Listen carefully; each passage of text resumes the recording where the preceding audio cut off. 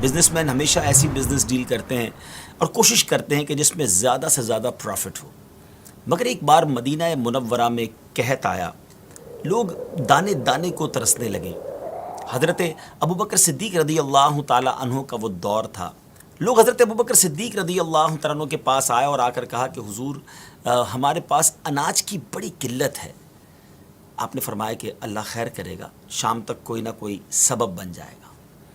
اب کیا ہوا کہ حضرت عثمان غنی رضی اللہ تعالی عنہ کے 1000 کے قریب اونٹ کسی اور ملک سے اناج سے لدے ہوئے مدینہ منورہ میں آ گئے۔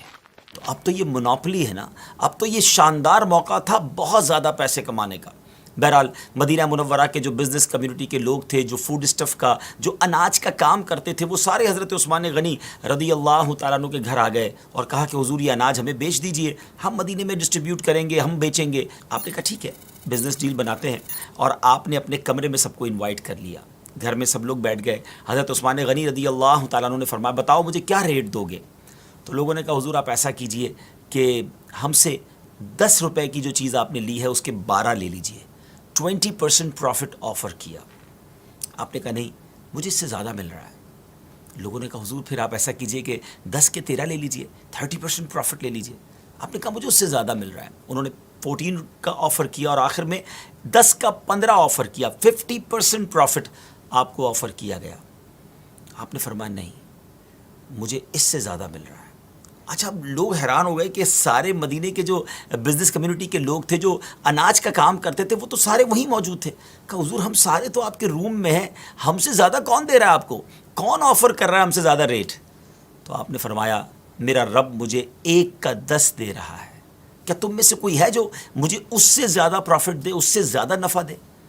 لوگوں نے کہا نہیں حضور اس سے زیادہ تو ہم میں سے کوئی بھی نہیں دے سکتا۔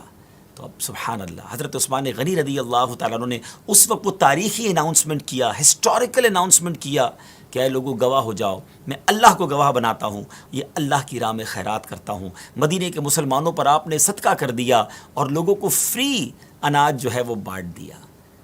عقل تو یہ کہتی ہے کہ یہ تو موقع تھا پیسے کمانے کا، یہ تو موقع تھا خوب مال بنانے کا، مگر انہوں نے اللہ سے کاروبار کیا اور اللہ کے وعدوں پر ایسا سچا انہیں یقین تھا۔ ناظرین، اتنا صدقہ و خیرات کرنے کے بعد بھی کبھی ہم نے یہ نہیں سنا کہ سیدنا عثمان غنی رضی اللہ تعالیٰ عنہ کا ڈاؤن فال آ گیا ہو، وہ غریب ہو گئے ہوں۔